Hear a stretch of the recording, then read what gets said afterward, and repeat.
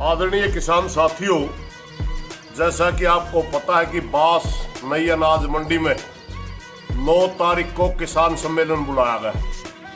9 अगस्त को 11 बजे आपसे प्रार्थना ज़्यादा पहुँचे। वहीं पर नू घटना को लेकर के समाज के मुखिया लोग भी इस पंचायत में बुलाए गए हैं ताकि एक शांति का प्रस्ताव पास करके भाईचारे की मिसाल कायम की जा सके। और हम चैलेंज करते हैं, और हम करेंगे पंचायत न्याय का नहीं खड़े होंगे। खास पंचायत से सदा न्याय करिया। इस देश के अंदर मुसलमानों ने 70% कुर्बान दे रखी है। इंडिया गेट पर जो नाम है उनको पढ़ो आप। 70% में लोग हैं, 2 मेवात के लोग जिनमें 37% है। हम तो उनके साथ आए न्याय की तरफ। 2 मुस्लिम समाज, बैकवर्ड समाज, ऐसी समाज उस संघर्ष के अंदर भी किसान के साथ वहाँ बैठा था। तेरा भी वो उनके साथ खापे खड़े होंगे, किसान संगठन खड़े होंगे। हम तुम्हारे साथ नहीं नारेंगे हो, हम इस मेहनत जनता के साथ है जिसके साथ अन्याय तुम कर रहे हो ना, उस समाज के साथ। खापे पंचायत किसान उस समाज मेवात के अंदर यदि वो लोग हमें बुलाते खापों को, पंचायतों के शांति स्थापित करने के लिए, हम वहाँ शांति स्थापित करने के लिए यदि वो लोग हमें बुलाते हैं, हम जाएंगे और हमको रोक के दिखा दियो। हरियाणा ने अभी तक किसान आंदोलन देखा है, पहलवानों का आंदोलन देखा है और बड़ी संख्या में किसान पंचायतें, महापंचायतें और खाप पंचायतों का जुटाव देखा है। पंजाब में देखा है, वेस्टर्न यूपी में देखा है, राजस्थान में देखा है। क्या आपने कभी ये अंदाज़ा लगाया था कि यही किसान वर्ग ही भारतीय जनता पार्टी की जो नफरती राजनीति है, जिसको आए दिन परोसने के नए नए हथकंडे ये पार्टी अपना रही है, उसका इलाज भी, उसको नेस्ता नबूद भी यही किसान वर्ग करेगा। नूह में, हरियाणा के नूह में वहाँ के मुसलमानों को चुन चुन कर टारगेट किया जा रहा है, उनके घरों को गिराया जा रहा है, दुकानों को गिराया जा रहा है और कुछ फर्जी हिंदुत्व और फर्जी राष्ट्रवादी जो हैं आरएसएस, बजरंग दल, विश्व हिंदू परिषद वाले, उनको खुश करने के लिए सिर्फ मेवात में ये काम किया जा रहा है। कांड तो ऐसे भी और जहाँ और कहीं भी हुए हैं जहाँ पर हिंदू बहुल इलाका है, मुसलमानों पर अत्याचार पर वहाँ नहीं हो रहे। पर अब मुख्य बात यह है कि जो हमारा किसान वर्ग है उसने अब किसान महापंचायत का आयोजन कर दिया है, शंखनाद कर दिया है। 9 अगस्त को हिसार में एक बड़ी किसान महापंचायत होने वाली है। सभी खाप चौधरियों को निमंत्रण दे दिया है, सभी किसान संगठनों को निमंत्रण दे दिया है कि किसानों की मांग को उसमें उठाया तो जाएगा ही, साथ में मुख्य तौर पर नूह में हिंसा कराकर जिस तरह से हरियाणा के भाईचारे को तोड़ने का प्रयास किया जा रहा है, हरियाणा को कमज़ोर करने की कोशिश की जा रही है, एक कुर्सी के लिए बेकसूर लोगों को मौत के घाट उतारा जा रहा है, दंगों में धकेला जा रहा है, माहौल ख़राब किया जा रहा है, कमर रीढ़ की हड्डी पर वार किया जा रहा है, उसको अब ये किसान वर्ग, हरियाणा का जाट वर्ग और पूरा पंजाब, वेस्टर्न यूपी, राजस्थान अब सहने वाला नहीं है। खाप पंचायतों की क्या भूमिका होती है आप सब ने देखा पहलवानों के, महिला पहलवानों के आंदोलन में किस तरह से बड़ी संख्या में खाप पंचायतें हो रही थी। कभी वेस्टर्न यूपी में हो रही थी, कभी हरियाणा में, तो कभी पंजाब में हो रही थी। पहलवान मेडल बहाने गए थे, उसके बाद भी बड़ी महापंचायतें होती थी और सैलाब टूटा था, जन सैलाब वहाँ पर टूटा था। मैं कह रहा हूँ, और इन्हीं किसान वर्ग के आगे, इन्हीं खाप चौधरियों और किसान संगठन के आगे भारतीय जनता पार्टी ने घुटने टेके थे और वो ब्रजभूषण आज जेल जाने वाला है। और यही काम अब किसानों ने ठान लिया है कि हम हमारे भाईचारे को टूटने नहीं देंगे, क्योंकि मेवात का मुसलमान हमेशा से भाईचारे के साथ रहा है। इस देश को बचाने के लिए उन्होंने अपने प्राणों की आहुति दी है। तो जिस तरह से भारतीय जनता पार्टी द्वारा पाले गुर्गे आज नूह के मुसलमानों को कोसने में लगे हैं, उन्हीं को पत्थरबाज और सबको देशद्रोही करार देने में लगे हैं, ये हरियाणा का किसान नहीं होने देगा। आप वीडियो सुनिए, किसान नेताओं ने किस तरह से ऐलान कर दिया है और निमंत्रण दिया है। बड़ी संख्या में जन सैलाब 9 अगस्त को हिसार में जुटने वाला है। आदरणीय किसान साथियों, जैसा कि आपको पता है कि बास नई अनाज मंडी में 9 तारीख को किसान सम्मेलन बुलाया गया।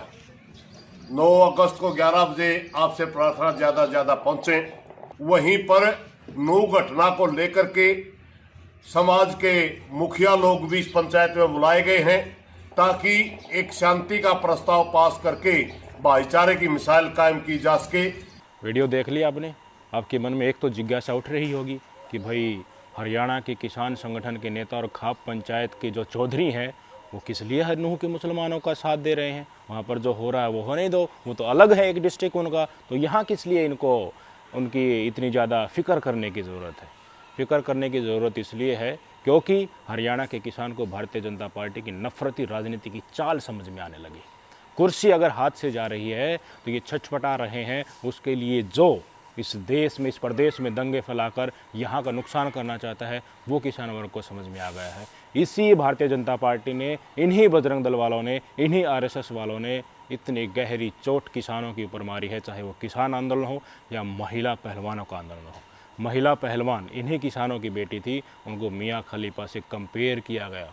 आपको सुनने में भी तवज्जो लगेगी कि किस तरह की भाषा भारतीय जनता पार्टी के लोग, बजरंग दल वाले लोग पत्थर मार रहे थे। बजरंग दल वाले लोग किसान आंदोलन के समय में इनकी वहाँ पर फिर अच्छे से सुताई हुई थी, इलाज इनका किया गया, तब जाके ये रुके थे, नहीं तो ये किसान आंदोलन को तोड़ने वाले थे। पहलवानों के आंदोलन में मैं कह रहा हूँ वो 11-13 लाख साधु संत ब्रजभूषण के समर्थन में अयोध्या में इकट्ठे होने वाले थे, वो यही आरएसएस और विश्व हिंदू परिषद और बजरंग दल वाले थे।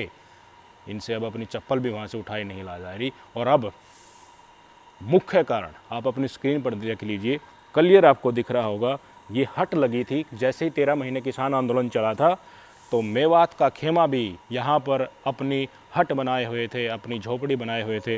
साफ साफ इसके ऊपर लिखा है कि मेवाती खेमा, मेवात कैंप लिखा हुआ है कि हरियाणा राजस्थान के मुताहिद मेवात की 36 बिरादरी किसान आंदोलन में तशरीफ़ लाने वाले सभी किसानों और आंदोलन समर्थकों का मत्स्य मेवात अंचल के राठ की सरजमी शाहजहाँपुर में तहे दिल से इस्तकबाल करती है। दरअसल मेवात एरिया हरियाणा का नूह और राजस्थान का कुछ पार्ट भी बनाता है, तो इसलिए मेवात खेमा भी वहाँ पर मौजूद था।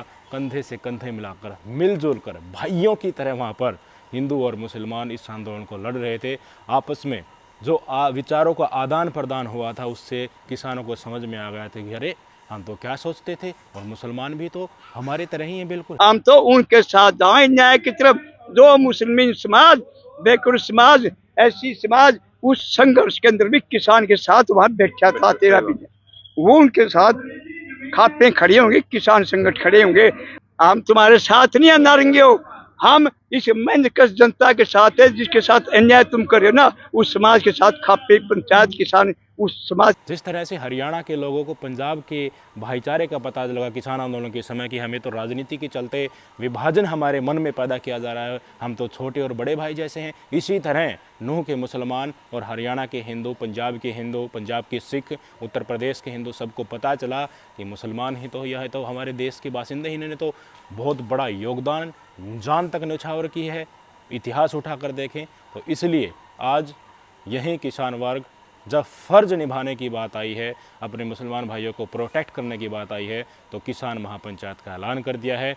और हो सकता है कि मेवात में भी कूच करें, हो सकता है कि हरियाणा की राजधानी है उसमें भी कूच किया जाए। कुछ निष्कर्ष निकल के आ रहे हैं। पहले भी मैंने आपको वीडियो बनाकर दिखाया है कि मेवात में जाने के प्रकरण शुरू हो गया कि एक पंचायत अब जो बुलाई गई उसमें डिसीजन होगा कि मेवात में जाकर, नूह में जाकर किस तरह से वहाँ के लोगों को शामिल करके एक बड़ी पंचायत की जाए और भाईचारे की अपील की जाए। और जिस तरह से भारतीय जनता पार्टी अब भी अत्याचार कर रही है लगातार, अपने एक पर्टिकुलर वोट बैंक को खुश करने के लिए, अपने पॉलिटिकल नफरती चिंटुओं को खुश करने के लिए, ताकि वो और नफरत फैला सकें, उसको नेस्तनाबूद करने के लिए। आप ये वीडियो देखिए, कुछ आश्चर्य आपको निकल जाएगा कि ट्रैक्टर और ट्रॉली भी अब नूह के मुसलमानों को बचाने के लिए, हरियाणा सरकार की नाक में दम करने के लिए किसान लाने वाले हैं। और हम चैलेंज करते हैं, आओ रे हम करेंगे पंचायत, न्याय का नहीं खड़े होंगे, खा पंचायत से सदा न्याय करें, आगे भी करेंगे। चाहे दलित समाज हो, मुसलमान समाज हो, और कोई भाई बेकुर समाज हो, सबके साथ न्याय होना चाहिए। इस देश के अंदर मुसलमानों ने 70% कुर्बान दे रखी है। इंडिया गेट पर जो नाम है उनको पढ़ो आप, 70% वह लोग हैं जो मेवात के लोग हैं, जिनमें 37% है।